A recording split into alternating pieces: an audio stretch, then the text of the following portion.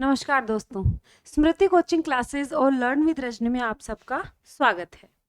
अगर आप चतुर्थ श्रेणी और ड्राइवर भर्ती के एस्पायरेंट हैं, आज का वीडियो आपको ध्यान से देखना है।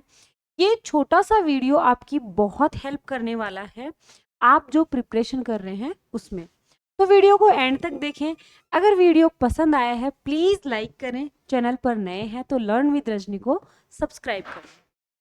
आज हम बात करेंगे कि अंतिम 4 महीने में आपको कौन से नए तरीके अपनाने चाहिए फोर्थ ग्रेड की तैयारी के लिए।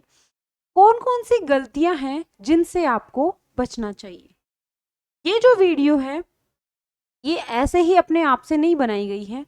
आप सबके जो कमेंट्स हैं, जो डाउट्स हैं, जो क्वेश्चंस हैं, जो आप रात दिन व्हाट्सएप पे मैसेज करके या वीडियोस पे कमेंट करके पूछते हैं, उसके बाद मैं ये वीडियो बना रही हूँ। तो सबसे पहले हम बात करेंगे कि वो कौन कौन सी गलतियां हैं जिन गलतियों को करने से आपको बचना है। आज ही आपको वो गलतियां छोड़ देनी है।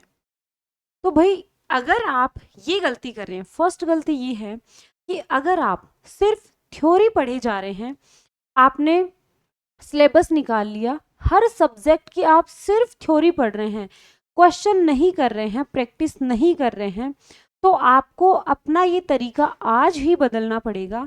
आपको आज से ही जब भी आप वीडियो देख रहे हैं उसी दिन से आपको टेस्ट जो हैं वो देना स्टार्ट करना है। चाहे आप ऑनलाइन दें चाहे ऑफलाइन दें, ये आपको अपनी सहूलियत के हिसाब से देख लेना है। आपको जो भी तरीका बेटर लगे, क्योंकि आपको खुद से ज़्यादा कोई नहीं जानता है, ठीक है। आपको अपनी रणनीति आपको स्वयं तैयार करनी है, अपने हिसाब से अपने अकॉर्डिंग चीज़ें सेट करिए। बताने वाले तो बहुत मिल जाएंगे, आपको जो चीज़ें सूटेबल लग रही हैं आप उनसे अपनी तैयारी करिए। तो टेस्ट तो आपको देने ही है, प्रैक्टिस आपको करनी ही है, क्वेश्चन आपको करने ही है। ऑनलाइन करोगे ऑफलाइन करोगे ये आपके ऊपर डिपेंड करता है, लेकिन आज से ही आप इस में बदलाव करोगे कि भाई आपको प्रश्न ज़्यादा से ज़्यादा निकालने हैं। दूसरी चीज़ ये, अगर आप कोई भी टॉपिक ले रहे हैं और उस टॉपिक को कंप्लीट नहीं कर रहे हैं, आधा अधूरा टॉपिक कर करके आप छोड़ते जा रहे हैं, आपकी चीज़ें मैसी हो जाएंगी। यकीन मानिए पूरी मैसी हो जाएंगी चीज़ें, और एंड तक सितंबर आ जाएगा लेकिन एंड तक भी आप फुल्ली कॉन्फिडेंट नहीं रह पाओगे कि यार मेरे ये टॉपिक कंप्लीट हैं, मैंने इन टॉपिक के क्वेश्चन निकाल लिए हैं, मैंने इन टॉपिक का टेस्ट दे लिया है, तो ये मेरे अच्छे से तैयार है और इतने टॉपिक मेरे बच रहे हैं। अगर आपको इस मैथ से बचना है तो आपको जो भी आप टॉपिक पढ़ रहे हैं उसको कंप्लीट करके उसके बाद आपको छोड़ना है।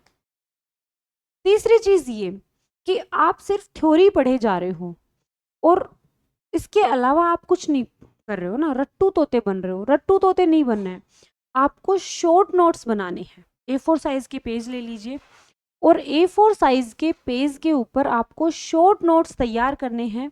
ये जो शॉर्ट नोट्स हैं, एग्जाम टाइम में जब आप उस सब्जेक्ट का रिवीजन करोगे, यकीन मानिए ये शॉर्ट नोट्स आपके लिए ऊर्जा का काम करेंगी। लास्ट टाइम पर आपको मोटिवेट करने का काम करेंगे ये शॉर्ट नोट्स। तो आपको शॉर्ट नोट्स भी बनाने चाहिए।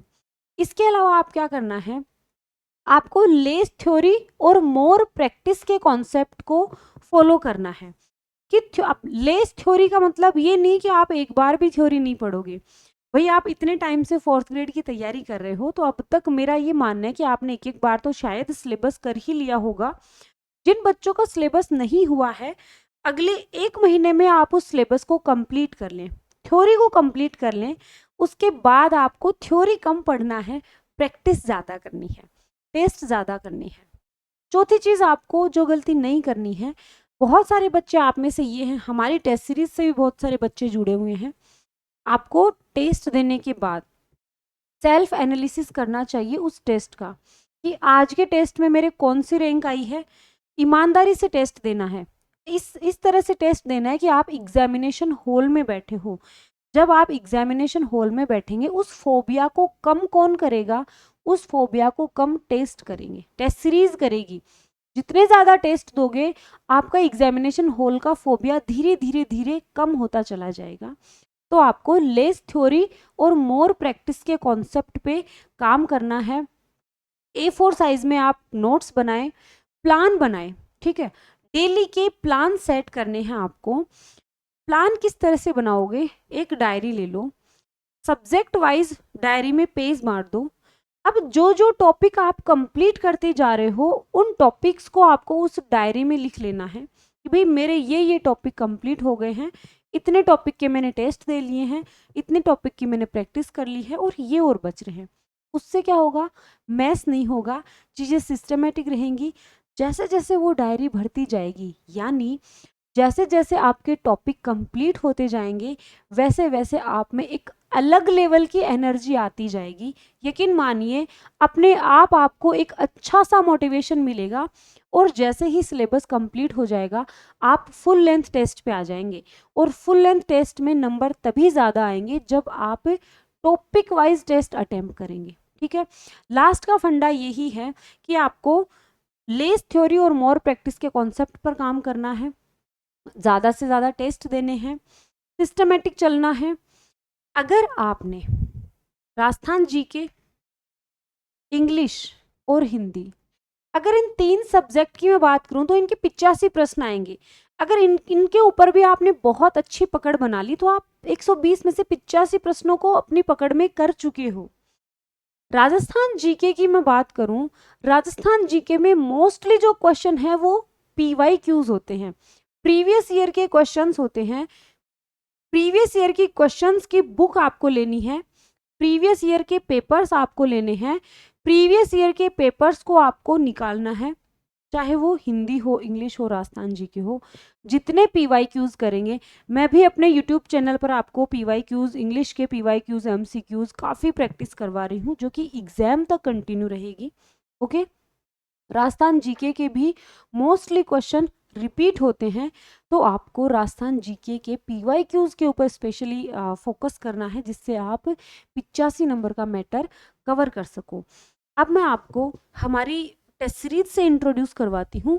देखिए हम जो टेस्ट सीरीज चला रहे हैं हमारे स्मृति कोचिंग क्लासेस के एप्लीकेशन पर, वो कोई 10-20 टेस्ट की टेस्ट सीरीज नहीं है, ये पूरे 70 टेस्ट की टेस्ट सीरीज है।